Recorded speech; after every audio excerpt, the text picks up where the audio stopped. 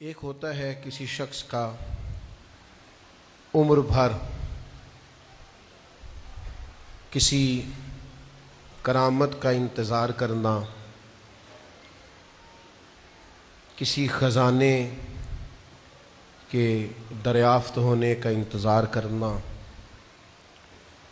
کسی شخص کے مہربان ہونے کا منتظر رہنا، اور ایک ہوتا ہے کسی کا جد و جہد کرنا، کوشش کرنا، محنت کرنا، آگے بڑھنا۔ ان دونوں چیزوں کے اندر بہت بڑا فرق ہے، اور جتنا بڑا فرق ان دونوں چیزوں میں ہے اتنا ہی بڑا فرق ان دونوں کے نتائج میں بھی ہے۔ اگر کوئی جد و جہد کرتا ہے، محنت کرتا ہے، کوشش کرتا ہے، ہمت کرتا ہے، تو اللہ تعالیٰ کا قانون کرم یہ ہے کہ اللہ اس کی جد و جہد پر اسے ضرور اجر عطا فرماتا ہے۔ قرآن مجید نے ارشاد فرمایا والذین جاہدوا فینا، فرمایا وہ جنہوں نے ہماری راہ میں کوشش کی، جنہوں نے ہمارے رستے میں جد و جہد کی، لنہدینہم سبلنا، ہم اسے ضرور رستہ عطا فرمائیں گے۔ کوشش کرنا، جد و جہد کرنا، ہمت کرنا، کسی مقصد کے لیے آگے بڑھنا، اپنی زندگی کو کسی مقصد کے تحت گزارنا، اور حصول مقصد کے لیے، حصول مشن کے لیے پھر کاوش کرنا، یہ مومن کی شان ہے۔ ہاتھ پہ ہاتھ دھرے بیٹھے رہنا اور کہنا کوئی نگاہ کرم ہو جائے، کوئی فضل ہو جائے، کوئی کسی طرح سے کوئی خزانہ میرے ہاتھ آ جائے، تو یہ وہ سوچ ہے جو آپ کو مزید کاہل کر دے گی، مزید آپ کو لے جائے گی اس رستے میں جو رستہ ناکامیوں کا رستہ ہے۔ آپ فضل کا انتظار ضرور کریں، نگاہ کرم کا انتظار ضرور کریں، لیکن جد و جہد بھی تو کریں، کوشش بھی تو کریں، اس رستے کا تعین بھی تو کریں۔ اس آیت کی تفسیر میں ہمارے مفسرین کرام نے بڑی خوبصورت باتیں بیان کی ہیں۔ فرمایا والذین جاہدوا فینا، وہ جنہوں نے ہمارے رستے میں جد و جہد کی، لنہدینہم سبلنا، ہم ضرور انہیں اپنے رستے کی طرف ہدایت دیں گے۔ تو فرماتے ہیں جو علم کے لیے جد و جہد کرے گا نا، اللہ اسے علم بھی ضرور عطا فرمائے گا۔ اور فرمایا جو شخص توبہ کرے گا، اللہ تبارک و تعالی اسے اپنے فضل سے معافی بھی ضرور عطا فرمائے گا۔ اور جو شخص نیکی کے لیے مخلص ہو جائے گا، اللہ تعالیٰ اسے اس کی نیکیوں کا بھرپور اجر بھی عطا فرمائے گا۔ اور جو میدان میں نکلے گا، کفر کے خلاف لڑے گا، اس کی تو ہر دو صورتوں میں کامیابی ہی کامیابی ہے۔ جیت کے لوٹ آئے تو مجاہد اور غازی ہیں، اور اگر اسی رستے میں اللہ کے حضور حاضر ہو گئے تو شہید ہیں۔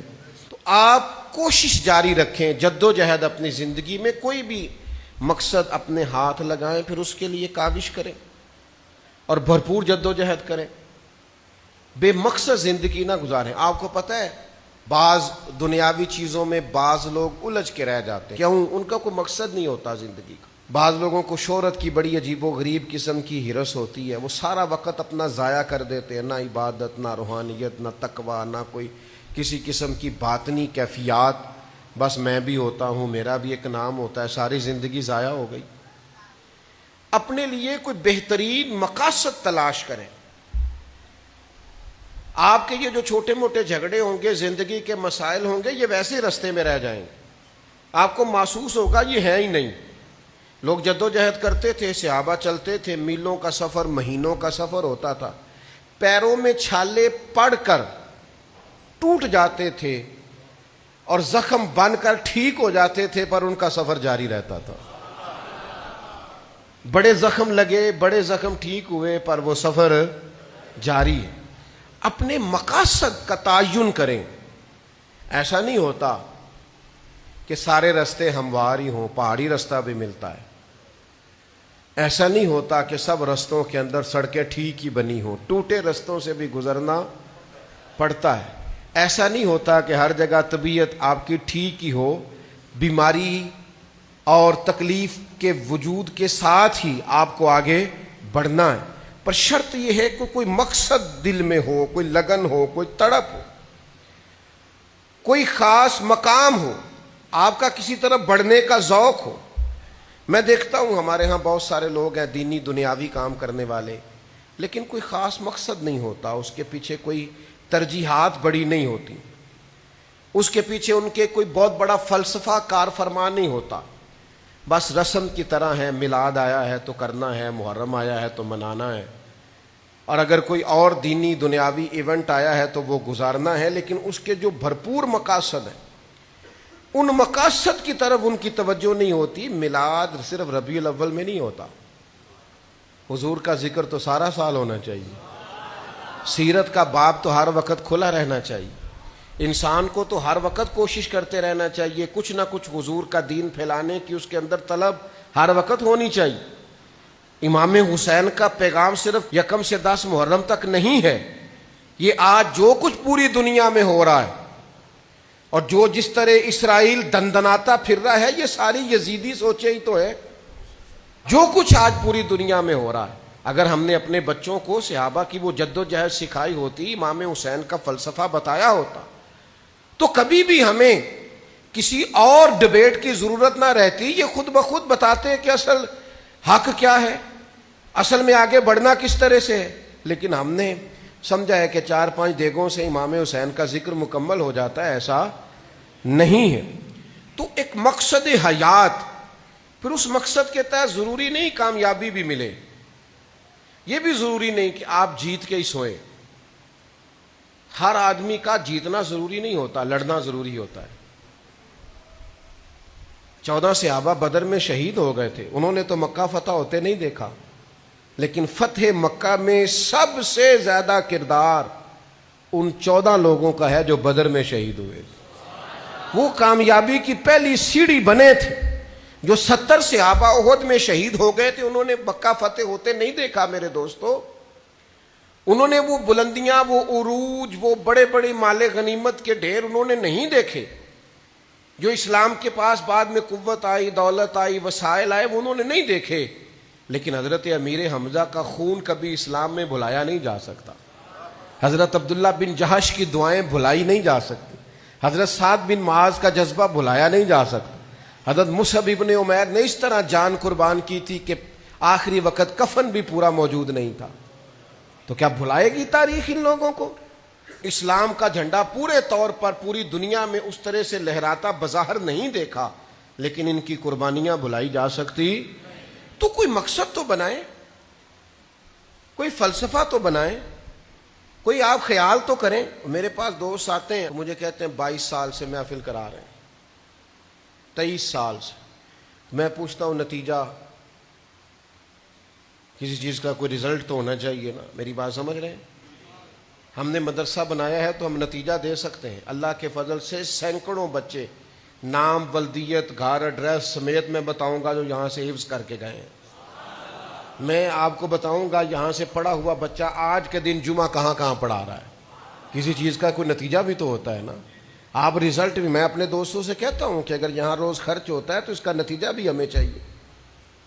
جو لوگ نیرا خرچ کرتے ہیں، نتیجہ نہیں نکالتے، وہ بڑی زیادتی کرتے ہیں قوم کے سرمایے کے ساتھ۔ تو آپ کوئی بھی کام زندگی میں کر رہے ہیں، اس کا کوئی نتیجہ، کوئی رزلٹ، کوئی آپ اس کا آپ بتائیں کہ کیا آپ نے قوم کو فراہم کیا۔ تو ایک تو مقصد نہیں ہوتا ہمارا، کوئی خاص مقصود نہیں، اور پھر یہ کہ اس کے بعد جو ہم محنت کر رہے ہوتے ہیں وہ با مقصد نہیں ہوتی، وہ بے مقصد محنت ہوتی۔ یعنی یہاں آج کل خبریں چلتی ہیں فلانا بندہ پیدل حج کرنے گیا، بڑی اچھی بات ہے، لیکن میرا خیال ہے یہ محنت بے مقصد ہے۔ اب پیدل حج کی ضرورت نہیں، اب آپ فلائٹ پہ بیٹھے اور 4 گھنٹے میں جائیں، پہنچ جائیں وہاں۔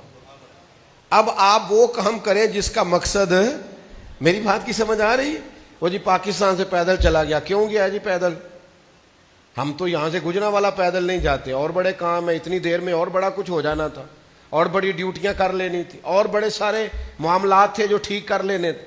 وہ ایک صاحب مجھے ایک دفعہ درویشی سنانے لگے، فلاں فلاں خطیب جو تھے ان کے پاس گاڑی نہیں تھی، تو میں نے کہا بھئی میرا تو گاڑی کے بغیر گزارا نہیں، اس لیے کہ میں آپ کے پاس چوتھی جگہ پہ آیا ہوں۔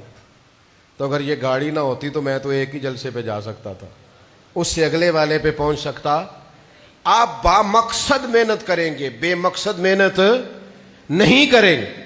آپ جتنے بھی کام کاج کریں گے پہلے تو جدوجہد کریں، بہانے نہ بنائیں۔ میرے نصیب میں ہی ایسا تھا۔ اقبال کہتے ہیں عمل سے فارغ ہوا مسلمان بنا کے تقدیر کا بہانہ، تقدیر کا بہانہ کر کے تو یہ عمل سے فارغ ہو گیا۔ بہانے نہ بنائیں، آپ جدوجہد کریں اور بامقصد کریں، پھر آپ کے راستے میں بڑا کچھ آئے گا۔ لوگ دھمکیاں بھی دیں گے اور بڑی دیں گے، لیکن یاد رکھیں جو گرجتے ہیں وہ برستے نہیں ہیں، اور جو برستے ہیں ان کو گرجنے کی ضرورت نہیں ہوتی۔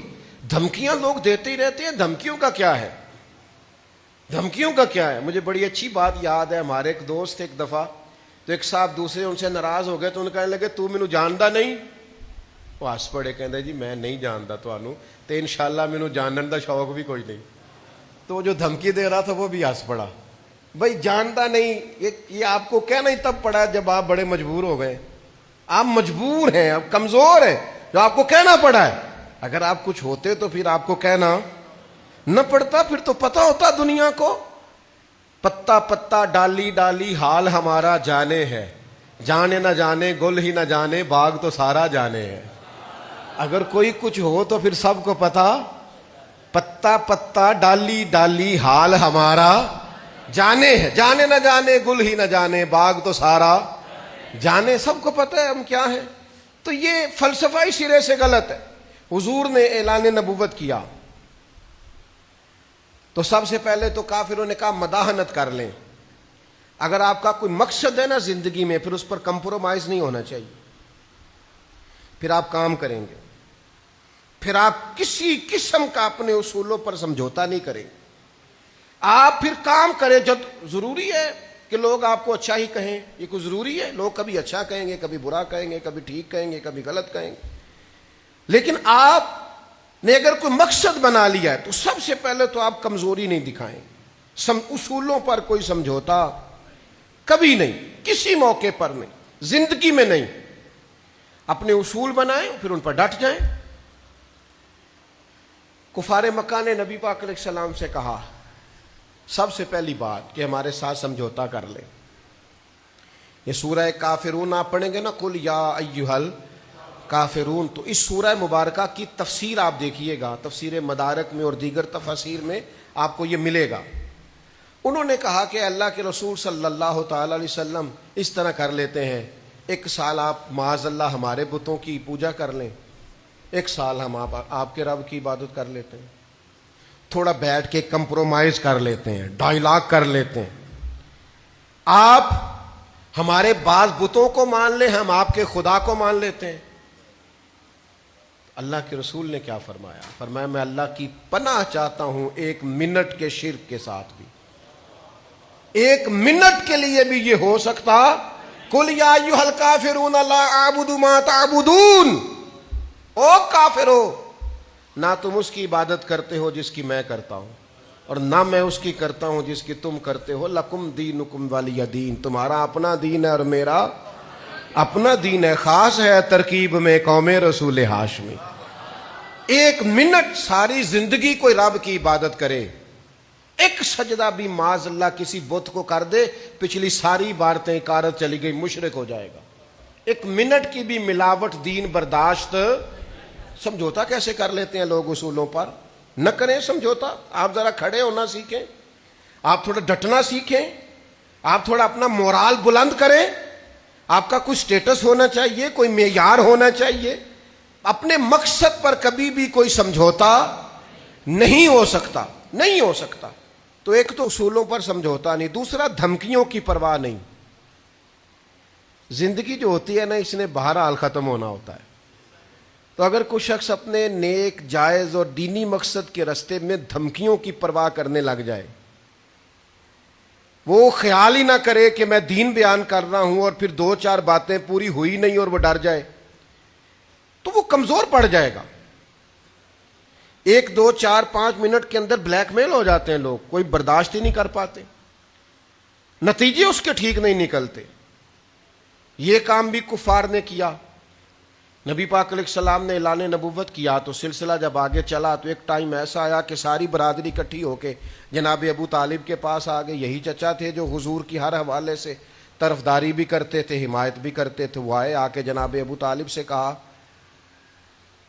کہ یہاں تو آپ اپنے بھتیجے کو منع کریں, وہ ہمارے معبودوں کو برا بھلا کہہ کے ہمارے جذبات کو ٹھیس پہنچاتے ہیں معاذ اللہ, یہاں پھر آپ تیار ہو جائیں ہم سے جنگ کرنے کے لیے.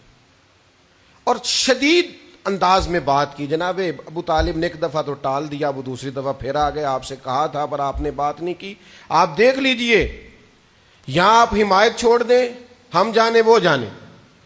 اور شدید دھمکی دی انہوں نے. جناب ابو طالب اب بوڑھے تھے, اور پھر یہ کہ ساری برادری, انہوں نے نبی پاک علیہ السلام کو بلایا, سرکار تشریف لائے تو کہا بھتیجے میں نے ہر موقع پر آپ کی مکمل حمایت کی ہے, میں ساری برادری کا بوجھ نہیں اٹھا سکتا, آپ اپنے قبیلے کے ساتھ بیٹھ کے بات کر لیں. اور وہ کہہ رہے ہیں کہ یہاں تو آپ باز آ جائیں, یہاں پھر جنگ ہوگی. تو یہ میرے رسول پاک علیہ السلام کا مقصد کے لیے عزم ہے. نوجوانوں سنو اور یاد رکھو, کریم فرمانے لگے کہ ذرا لفظوں کی حرارت دیکھنا اور جملوں کا رعب دیکھنا اور گفتگو کا ولولہ دیکھنا. کریم فرمانے لگے چچا یہ میرے سیدھے ہاتھ پر سورج لا کے رکھیں اور دوسرے پر چاند لا کے رکھیں تو دین کی تبلیغ پھر بھی نہیں چھوڑوں گا, کہتا رہوں گا لا الہ الا اللہ. اور حضور علیہ الصلوۃ والسلام نے فرمایا میں دین کی تبلیغ کرتا رہوں گا, اور چچا دو ہی باتیں ہیں, یا دین غالب آ جائے گا یا میں اپنی جان دین کے رستے میں پیش کر دوں گا. یہ رسول پاک کا دیا ہوا فلسفہ ہے کہ آپ کو دین کا کام کرنا ہے تو جان لڑا کے کرنا ہے. یہ شہادت گاہ الفت میں قدم رکھنا ہے. لوگ آسان سمجھتے ہیں مسلمان ہونا, آپ کو پھر پوری مشقت کے ساتھ زخم پہ زخم کھا کے جی خونے جگر کے گھونٹ پی, آہ نہ کر لبوں کو سی. یہ عشق ہے, کوئی دل لگی نہیں. چپ کر کوئی گلہ نہ کرنا, شکوہ نہ کرنا, کسی قسم کا لفظ زبان پہ اعتراض کا نہ لانا. یہ عشق ہے, کوئی دل لگی نہیں. فرمایا ان سے کہہ دیجئے کہ یا تو دین غالب آئے گا یا جان جائے گی, دو ہی باتیں, قربان جائیں. پھر ایک اور لمحہ آیا جو بڑا ہی آزمائش والا تھا. سارے رشتے تو ایک ایک دو کر کے چلے گئے, یہ چچا ہی ساتھ تھے رشتوں میں. جناب ابو طالب کہنے لگے پھر میں برادری کا بوجھ نہیں اٹھا سکتا. یہ ایک اور بھئی آپ کا بڑا قریبی آدمی کہے پھر میں ساتھ, تو انسان پھر بھی تھوڑا سا کمزور پڑتا ہے کہ یار حد ہوگی, اب سب چلے گئے. تو یہ بھی جناب ابو طالب نے کہا پھر میں بوڑھا ہوں, میں ساری برادری کا بوجھ. محبوب فوراً اٹھے اور سرکار نے اپنی چادر مبارک کو دوبارہ سے اپنے کاشانہ اقدس پہ رکھا اور حضور فرمانے لگے چچا آپ کی مرضی, ٹھیک ہے آپ ساتھ نہیں چل سکتے تو کوئی حرج نہیں, لیکن یہ دین کا پیغام ہے, یہ رکے گا نہیں. اور یہ کہتے کہتے حضور کی آنکھوں میں آنسو آئے. گویا محبوب کے یہ آنسو بتا رہے تھے کہ والد کو تو بظاہر دیکھا نہیں اور ماں جلدی چلی گئی اور دادا بڑی جلدی رخصت ہو گئے, تو چاچا ہی تھا. تو آج آپ بھی نہیں تو چلو کوئی نہیں, تو پھر مقصد تو مقصد ہی ہے, اس میں کوئی چیز نہیں دیکھی جائے گی. محبوب 2 قدم چلے تھے کہ چچا اٹھ کے کھڑے ہو گئے اور کندھے سے پکڑ کے سینے سے لگایا, فرمایا بیٹا جو من میں آئے کر, تیرا چاچا تیرے ساتھ ہی رہے گا, تیرا ساتھ نہیں چھوڑوں گا, میں تیرے ساتھ رہوں گا. میں اکیلا ہی چلا تھا جانب منزل, مگر لوگ آتے ہی گئے, پھر قافلہ بنتا گیا, پھر مل جات. مقصد کی دھمکی دیں گے لوگ, آپ کو بڑا کچھ کہیں گے, بڑی آزمائش ہو, بڑا کچھ ہوگا. لوگ آپ کا حوصلہ توڑیں گے, کہیں گے نہیں ہو سکتا, آپ تو دیوانوں جیسی باتیں کر رہے ہیں, آپ بے موسم پھل بیچنا چاہتے ہیں, یہ دور نہیں ہے. یہ بڑا کچھ لوگ آپ کو کہیں گے, لیکن آپ چل کے تو دیکھیں, آپ ذرا مستی احوال میں چل کے تو دیکھیں. اقبال کہتے ہیں ہوا گو تند و تیز ہے لیکن چراغ اپنا جلا رہا ہے. کو نہیں سمجھ آئی آپ کو؟ اللہ کرے نہ ہے آپ کو سمجھ. ہوا میں بھی چراغ جلتے ہیں, اور اقبال کہتے ہیں نری ہوا نہیں، ہوا گو تند و تیز ہے لیکن چراغ اپنا سارے کہندے نے چلا ہوا اینی نیری چلن ڈی اتنے کتنے دیوا بلنا ہی، لیکن ہوا گو تند و تیز، اللہ کرے تو اُنہ ہی مزہ آئے جنہ مینوں آ رہا ہے. ہوا گو تند و تیز ہے لیکن، ہوا گو تند و تیز ہے لیکن، ہوا گو تند و تیز ہے لیکن چراغ اپنا جلا رہا ہے. وہ مرد درویش حق نے جس کو عطا کیے ہیں انداز خسروانہ. اللہ نے جس کو مقصد دیا ہے نا وہ تیز ہوا میں بھی دیا جلاتا ہی جاتا ہے. وہ جلاتا ہے بجھ جاتا ہے، وہ جلاتا ہے بجھ جاتا ہے. وہ کہتا چلو ہوا ہی ہے نا، اب ہوا سے بھی ڈر جاؤں، اب میں اب ہوا سے بھی، اب ہوا کا بھی جو مقابلہ نہ کر سکے انہوں چاہیے پھر اندروں باہر نہ نکلے، پھر گھر ہی رہے نا. اگر تیز چلنا ہے تو ہوا کا مقابلہ تو کرنا. ہوا گو تم تو تیز ہے لیکن چراغ اپنا جلا رہا ہے. وہ مرد درویش حق نے جس کو عطا کیے ہیں انداز خسروانہ. تو پہلے لوگ کیا کرتے ہیں، کہتے ہیں سمجھوتا کر لو، پھر دیتے ہیں دھمکی. اور اگر یہ دونوں معاملے حل نہ ہوں تو پھر دیتے ہیں لالچ. ہیں جی کہندے ساڈی محفل چ آ جاؤ تمہیں خوش کر دیا گے. کی کر دیا گے؟ میں کہا میں نہیں ہوں خوش ہونا، مشکل ہے تیرے لیے. جی آ جاؤ تمہوں. آہا ہا کیا مزہ ہے. کیا آپ خانقاہی لوگ، آپ کیا خریدتے ہیں اور کیا بیچتے ہیں، اور کتنے ظالم ہیں آپ کہ آپ دین کی بولیاں لگاتے ہیں. آپ مذہب کے نام پر تجارت اور کاروبار کرتے ہیں. جو چیزیں ذریعہ بخشش تھی انہیں آپ نے خریدا اور بیچا. کیا جواب جرم دو گے تم خدا کے سامنے؟ جس کے ذریعے بخشش ہونی تھی اسی کا مال اکٹھا کر کے لے آئے، وہی چیز بیچ آئے. مجھے ایک صاحب، بڑی پرانی بات ہے، میں نے کسی جگہ وعدہ کیا ہوا تھا تو وہ آ گئے، کہنے لگے ہمارا اس دن ختم ہے آپ آ جائیں. میں نے کہا یار یہ بندے ہیں، میں نے محفل کا وعدہ کیا، یہ اشتہار ہے. کہنے لگے انہوں نے کوئی بہانہ لا دیا اسی تو انہیں خوش کر دیں گے. میں نے کہا آپ کی حیثیت نہیں ہے. رضیت باللہ ربا وبالاسلام دینا. میں اس بات پہ بڑا خوش ہوں کہ اللہ میرا رب ہے. میں اس بات پہ بڑا راضی ہوں کہ اسلام میرا دین ہے، اور میں بڑا ہی راضی ہوں کہ محمد رسول اللہ میرے نبی اور رسول ہیں. اس سے زیادہ خوشی ہم نے کیا کرنی؟ آپ ہمیں کیا خوش کریں؟ جائیں اپنا راہ لیں. آپ کس طرح کی بات کرتے ہیں؟ آپ نے سمجھے انہیں چیزوں کو. تو جب یہ کام نہیں بنتا بھی لوگ لالچ دیتے ہیں. نبی پاک علیہ الصلوۃ والسلام کو پیغام دیا، کفار نے حضور حاضر ہوئے تو وہ کہنے لگے معاذ اللہ اگر آپ پر کسی کا اثر ہے تو ہم وہ جن اتروا دیتے ہیں، اور اگر آپ کو پیسے چاہیے تو ہم ساری دنیا کی دولت جمع کر کے آپ کے قدموں میں ڈھیر کر دیتے ہیں، اور اگر آپ کو سرداری چاہیے تو ہم آپ کو سردار بنا لیتے ہیں، لیکن یہ آپ چھوڑ دے تبلیغ کرنا، فساد معاذ اللہ پیدا ہو گیا. تو نبی پاک علیہ الصلوۃ والسلام نے فرمایا نہ سرداری نہ دولت، کرنی دین کی تبلیغ ہی ہے. اور کریم نے فرمایا دیکھو پہلے کہاں سمجھوتا کر لو، پھر کہاں دھمکی سے ڈر جاؤ. اب یہ باتیں نہ بنی تو اب آ گئے سرمایہ لے کے. دولت لے لیں آپ، اقتدار لے لیں، کوئی کرسی لے لیں. ایک بہت بڑے بزرگ تھے ہمارے، ان سے ایک صدر نے کہا میں آپ کو وزیر بنانا چاہتا ہوں. انہوں نے کہا یہ ذرا ڈاڈا بولتے ہیں، تو ان کو کہا میں آپ کو وزیر بنانا چاہتا ہوں. تو وہ ہنس پڑے، کہنے لگے چلیا میں بادشاہ ہوں، بادشاہوں نے بھی کدی وزیر بنایا کسی؟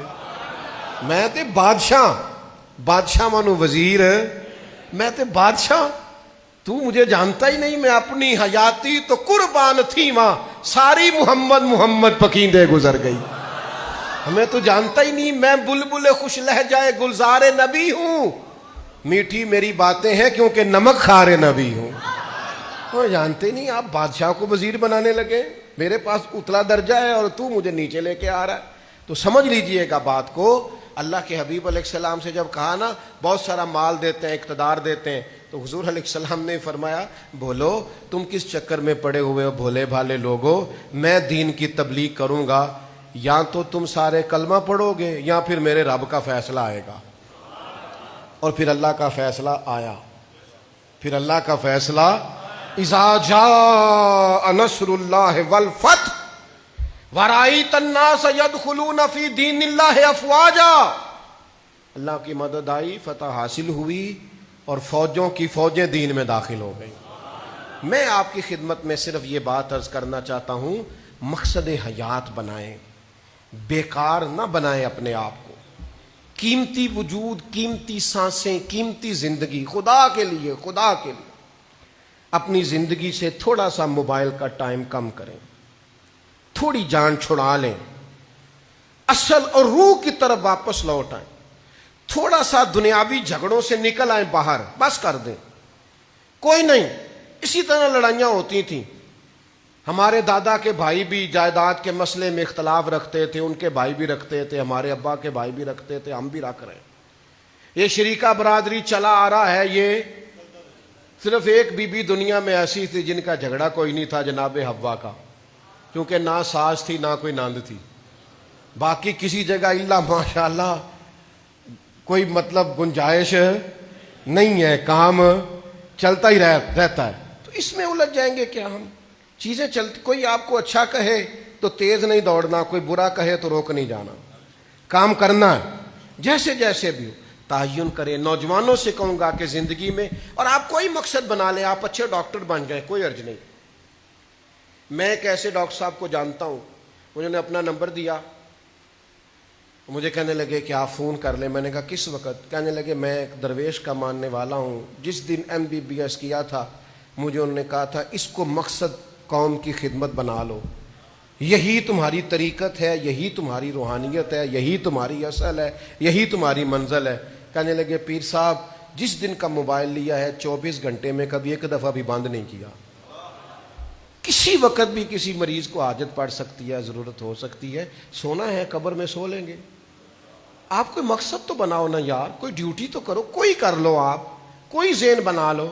آپ یقین کریں مجھے تو اس ٹائر والے پر بھی بڑا ناز آتا ہے کہ جو رات کو دکان بند نہیں کرتا اور اسی دکان کے باہر چارپائی بچھا کے سو جاتا ہے، کوئی اٹھا کے کہتا ذرا ہوا بھر دو۔